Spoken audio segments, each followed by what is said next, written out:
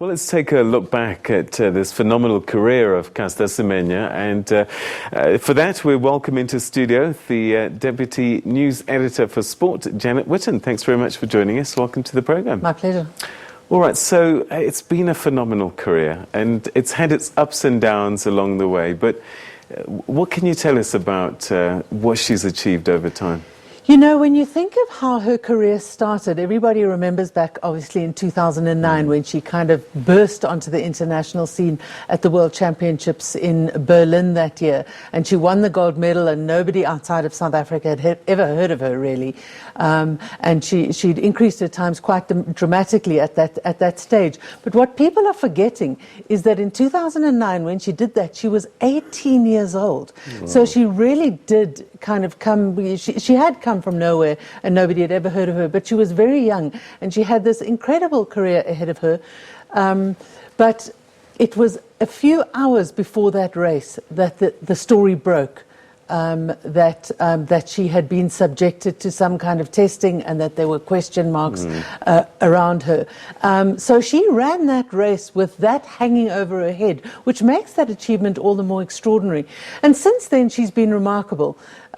She's had, as you say, she's had ups and downs. She was withdrawn from international competition when the IAAF demanded testing. The challenges to those regulations forced them to reinstate her. They tried it again. In 2016, they tried it again. But the bottom line is that since September 2015, she hasn't been beaten in an 800-meter race. I mean, it's absolutely remarkable. Yeah. But I think what people should also remember is that as remarkable as she is, she's not the world record holder. She's not the African record holder. She's certainly the South African record holder, and she's certainly the dominant women athlete in the world over the past 3 years. But she doesn't hold those records. The African record, people often forget, is actually held by Pamela Jalimo.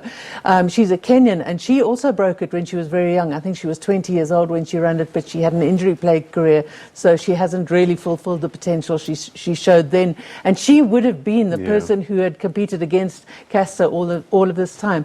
But I mean, Caster is remarkable, and to have done what she's done under the cloud and with the pressure and with the challenges that she's faced, there's not a lot of people that would have been able to handle that. Then this issue of hyperandrogenism came in, and at one stage she was on medication, and that immediately affected her times, didn't it? It did affect her time. Soon after that, during 2011, she was forced to take some kind of medication. We don't know what that medication was. That was, so, you know, all of this was supposed to be private and medically privileged. But we don't know what, but it did affect her times. As soon as she came off it, it took her a while to kind of get back, and she is the 2012 gold medal winner from the London Olympics. But what we do forget is that she didn't actually win that race. That race was won by a Russian who was subsequently disqualified for taking drugs. And then her times have kind of steadily improved, and we know that she's been targeting that world record, but she's still a full second outside that world record. So she still has some work to do. Wouldn't it be some kind of justice if she managed to break that record tonight? But that's unlikely to happen. Let's put that into context. Right, it's very early in the season. What happens now?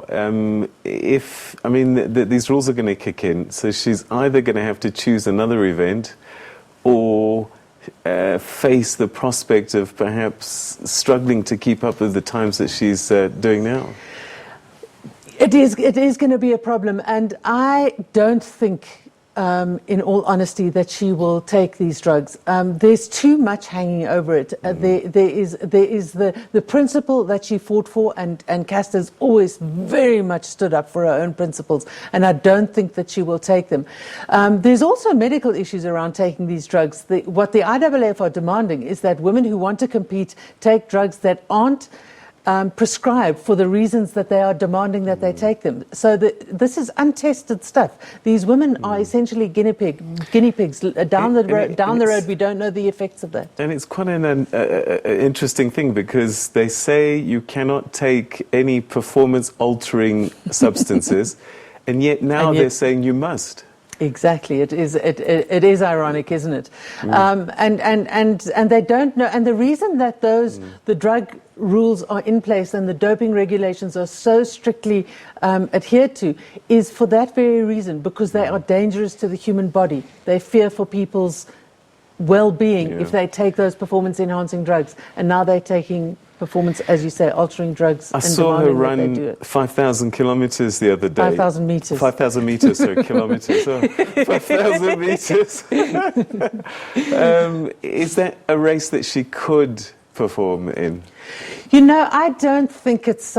but she's an incredibly good runner. So, yes, she can run any distance, but will she perform at this level, at that distance?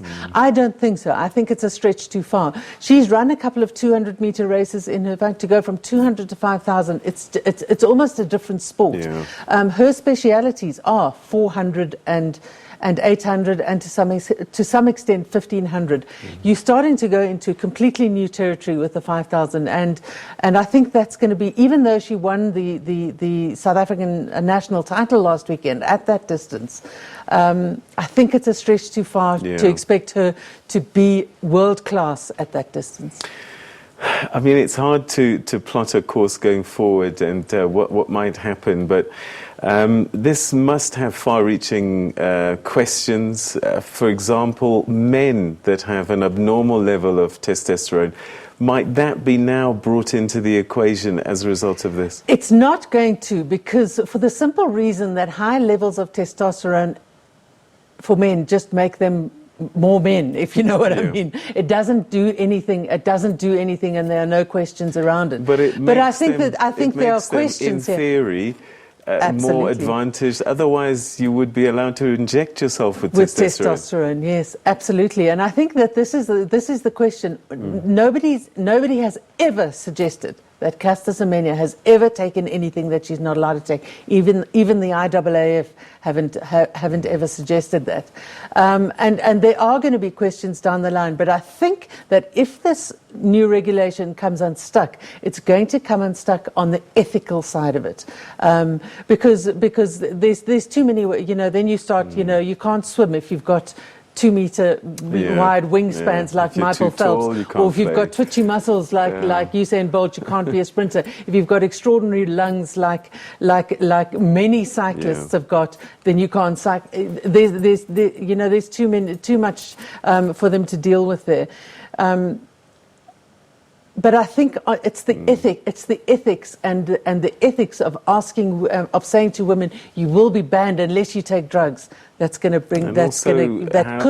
How do you measure where a woman starts and ends according to their rules?